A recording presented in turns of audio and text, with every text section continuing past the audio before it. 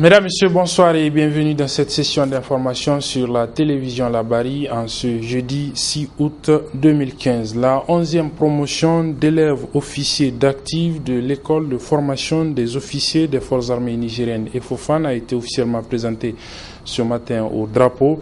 Cette promotion qui porte le nom du lieutenant Nassir Ousmane Garba, un des premiers officiers nigériens tombés sous les balles des forces djihadistes, est composé donc de 51 élèves. Le compte rendu de cette cérémonie avec nos reporters Ibrahim Abdou et Adamou Soumana.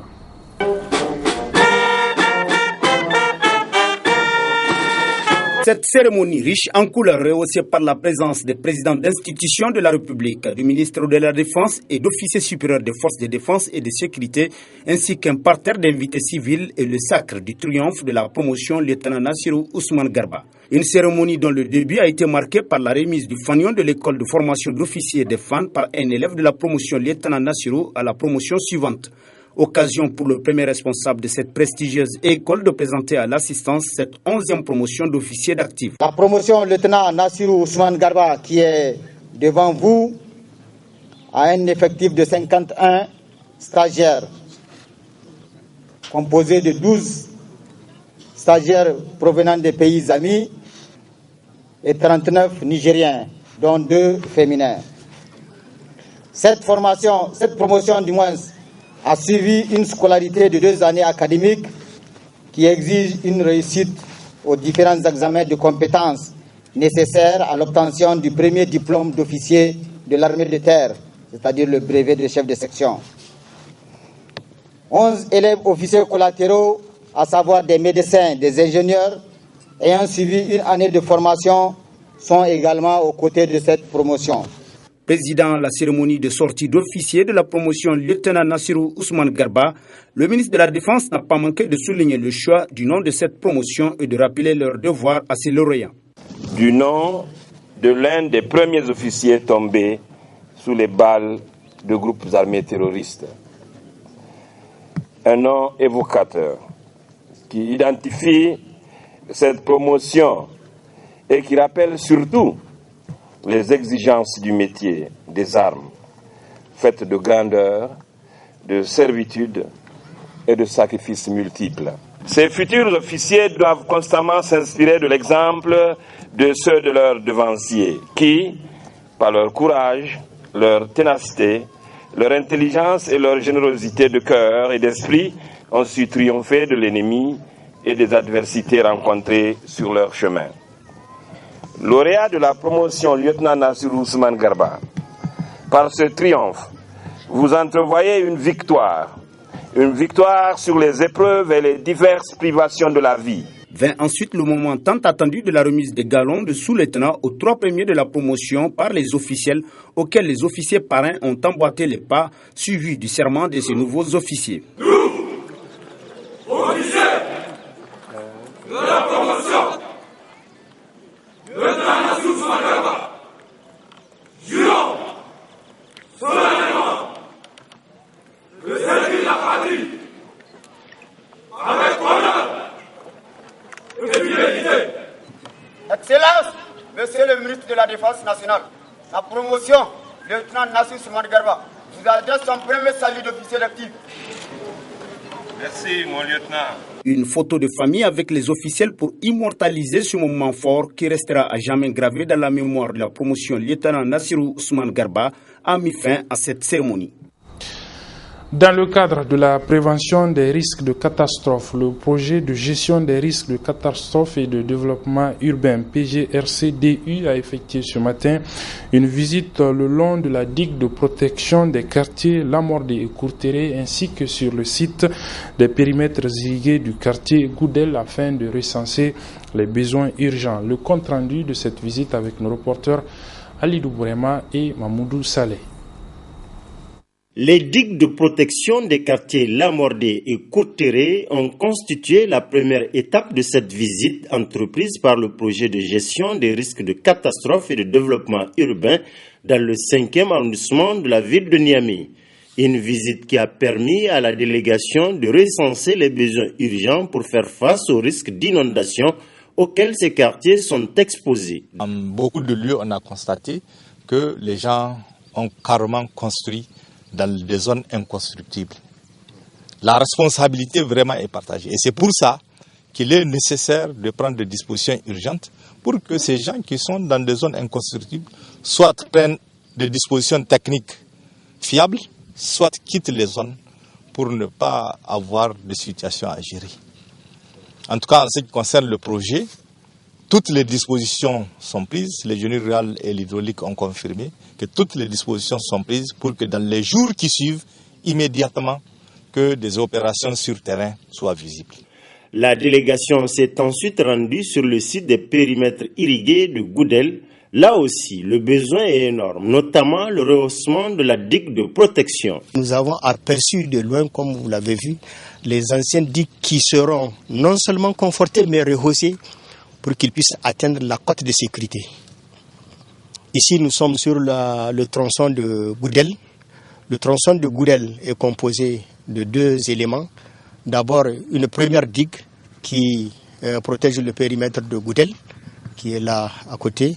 Et maintenant, un deuxième élément qui va protéger les zones de production et les habitations qui sont menacées. C'est que vous voyez là derrière moi. Donc, ces deux digues, ou ces trois digues, doivent totaliser près de 11 000 mètres linéaires pour une prévision de près de 9 000 mètres linéaires. Pour faire face à cette situation, le projet a prévu plusieurs ouvrages dans la ville de Niamey pour un montant de près de 15 milliards de francs CFA. On s'est rendu compte que pour protéger en fait et les habitations et les zones de production, il faut aller à 11 000 mètres. Mais l'option que nous avons choisie, c'est vraiment de faire des digues entre griffes, n'est-ce pas, d'avoir en fait des ouvrages assez durables. Donc on prendra toutes les dispositions pour que techniquement, qu'on ne puisse plus revenir annuellement comme on le fait maintenant sur les mêmes digues chaque année. Comme je l'ai dit la dernière fois, pour vous informer aussi que pour la ville de Niamey, pour tous ces travaux-là, que ce soit les travaux de pavrage, que ce soit en fait le reprofilage du Gountiena, que ce soit en fait, disons, les caniveaux, que ce soit en fait ces digues, il y a un budget de 15 milliards en fait qui est prévu pour aller vraiment vers cette thématique de gestion des risques de catastrophes et de développement urbain. Des réalisations très attendues par les riverains, dont notamment les maraîchers. On a même sollicité au moins des vaches de latérite. Il y a un là qui était passé il y a 2 jours de cela, nous a promis 2 voies jusqu'à présent. RAS, on n'a rien vu. Il y a un projet qui va prendre en charge la confection de digues pour que la production maraîchère soit protégée. Vraiment, c'est un calvaire pour les producteurs parce que chaque année sur 2, on est inondé, nous avons des pertes énormes. Donc vraiment, nous sommes très heureux et nous avons participé à la visite et nous osons espérer que ça ne soit pas un projet de tiroir. Les populations riveraines de Niamey accordent un grand intérêt à la réalisation de ces ouvrages annoncés, d'autant qu'ils les mettront à l'abri des inondations ainsi que les périmètres irrigués. L'atelier de restitution des conclusions de la mission conjointe organisation de la société civile et parlementaire nigérien au Tchad sur les industries extractives s'est clôturé hier après-midi. La rencontre, vous le savez, a été également mise à profit par les participants pour analyser le projet de loi portant sur le nouveau code minier du Niger. Après 2 jours d'échanges, d'importantes recommandations ont sanctionné la rencontre. Elles nous sont résumées dans ce reportage de Ibrahim Abdou et Souley Moumouni Barma. La pertinence des sujets abordés au cours de cet atelier organisé par la synergie d'action Graines Rotables sur la mission organisation de la société civile et parlementaire nigérienne au Tchad sur les industries extractives a suscité des débats houleux entre les participants qui ont finalement abouti à des recommandations, entre autres à l'Assemblée nationale d'étudier en accord avec le gouvernement la possibilité de mise en place d'un organe de contrôle et de surveillance des revenus provenant des ressources du sous-sol à l'image du Collège de contrôle et de surveillance des revenus pétroliers du Tchad. D'étudier la possibilité de l'élaboration d'une proposition de loi pour la création d'un fonds pour les générations futures, tout en définissant les contours et les mécanismes de gestion de ce fonds. D'initier un voyage d'études pour s'imprégner des expériences d'autres pays non africains comme en Norvège. Renforcer la coopération interparlementaire entre les parlements tchadiens et nigériens en vue de contribuer à la prise en compte des préoccupations des 2 pays dans le cadre de la réalisation du pipeline en impliquant les populations concernées. Recommandation à l'endroit du gouvernement. Étudier en accord avec l'Assemblée nationale la possibilité de mise en place d'un organe de contrôle et de surveillance des revenus provenant des ressources du sous-sol nigérien à l'image du collège et du contrôle de surveillance des revenus pétroliers du Tchad. Affirmer la volonté politique pour une transparence totale dans la gestion des ressources provenant des produits du sous-sol. Impliquer les organisations de la société civile dans la surveillance et le contrôle des conventions et contrats. Définir avec plus d'équité la grille salariale et la gestion des carrières du personnel nigérien en rapport avec celle des expatriés. Eu égard à l'intérêt qu'accordent le grain et le rotable pour plus de transparence dans la gestion des ressources naturelles, le projet de loi portant sur le code minier au Niger a été passé au peigne fin au cours de cette rencontre, d'où ces recommandations. La télé recommande la suppression de toutes les dispositions créant des situations de rupture d'égalité des citoyens devant la loi. La télé recommande une rémunération aux agents des mines à la hauteur de leur mission pour supprimer les ristournes.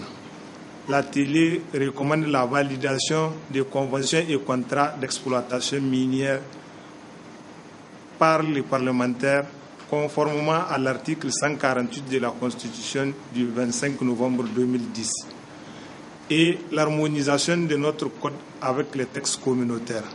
En clôturant les travaux de cet atelier, le coordonnateur du ROTAP, membre de la synergie, a salué la qualité des travaux abattus par les participants en si peu de temps. Je ne peux que vous encourager et vous féliciter pour ce travail abattu et exprimer toute notre reconnaissance aux parlementaires nigériens, qu'il faut le souligner, est le premier parlement à mettre en place un réseau des parlementaires sur les questions extractives.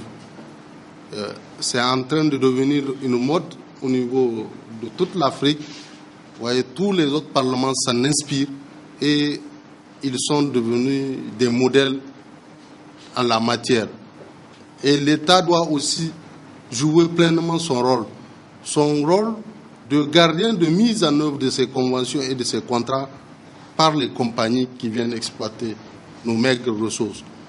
Reste à présent à l'État de tout mettre en œuvre pour que désormais le Niger puisse tirer le meilleur profit de ses richesses. En fin du sport, vous le savez, la Coupe nationale de football a été remportée le 3 août dernier par l'association sportive de la SONIDEP, AS SONIDEP. La SONIDEP, un club créé il y a moins d'un an qui inscrit donc son nom dans les annales du football nigérien car c'est la première fois qu'un club de deuxième division remporte cette coupe nationale. Elle a battu en finale, c'est un rappel, l'Union sportive de la gendarmerie nationale. Hier mercredi, le staff de l'AS Douane a officiellement remis la coupe et les 4 millions de francs CFA qui l'accompagnent aux responsables de la SONIDEP au cours d'une cérémonie que nous résument Sadou Doumi et Nafissa Adamou Sirfo. Aux âmes bien nées, la valeur n'attend point le nombre d'années, dit-on. En effet, créée il y a 1 an 7 mois, l'association sportive de la SONIDEP est le nouveau champion national 2015. Les poulains d'Abdraman Issa ont brandi la Dame Coupe le 3 août dernier au terme de la finale de la Coupe nationale. La SONIDEP a remporté la partie avec 1-0. La Dame Coupe et le chèque de 4 millions ont été remis officiellement au fondateur du club, le directeur général de la SONIDEP, Idi Ango Ousmane, très ému. J'ai l'honneur et l'immense plaisir de vous présenter l'équipe de l'association sportive de la SONIDEP qui vient de remporter la Coupe nationale édition 2015. Notons que notre équipe de deuxième division a été créée dans le but de booster le football nigérien. Cette victoire bien méritée, qui survient juste après notre certification qualité, sécurité, environnement, sera dédiée à l'excellence et à la performance de tous les acteurs. Elle permettra aussi à notre société de se faire connaître à l'extérieur du pays. J'adresse mes vives félicitations à notre jeune équipe, au staff technique, à son président délégué, à ses dirigeants qui nous rendent aujourd'hui fiers de la confiance placée en eux.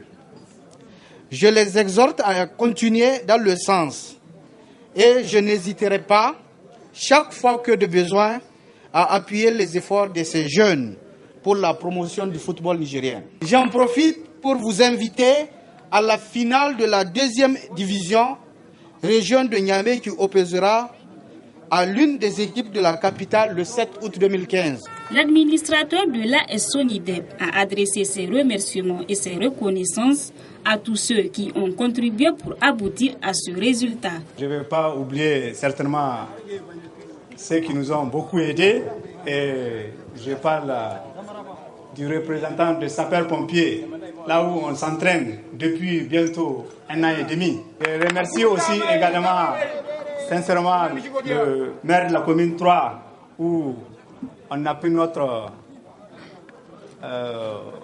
papier officiel pour qu'on puisse jouer ici dans la région de Niamey. Je vais aussi oublier le président de la Ligue de Niamey, ainsi que mon ami le SG du Sahel Sporting Club. Je suis très ému et je remercie tout le personnel de la Sonidep. Pour rendre l'utile à l'agréable, plusieurs artistes se sont produits pour tenir en haleine le public et le personnel de la Sonidep venus pour la circonstance. Ainsi, ces joueurs de l'AS Sonidep, un club de 2e division, sont les représentants du Niger à la Coupe de la Confédération africaine de football. Voilà, ainsi donc s'achève cette édition, mais avant de vous quitter, je vous donne cette brève. C'est une visite de la directrice régionale de l'USAID pour l'Afrique de l'Ouest, Madame Suzanne Fine, qui a visité dans le cadre d'une tournée qu'elle effectue depuis quelques jours dans notre pays. Elle a visité donc ce matin quelques sites agricoles dans les localités des départements de Filengue et de Bel-Yara, où cette agence américaine met en œuvre le projet dit de sécurité alimentaire et de renforcement de la résilience au Sahel. Nous allons bien évidemment revenir sur cet élément dans nos éditions de demain. C'est donc la fin de ce journal. Mesdames, Messieurs, merci de l'avoir suivi. Merci également aux équipes techniques et rédactionnelles qui m'ont aidé à vous la présenter. Les programmes se poursuivent sur la télévision La Bari.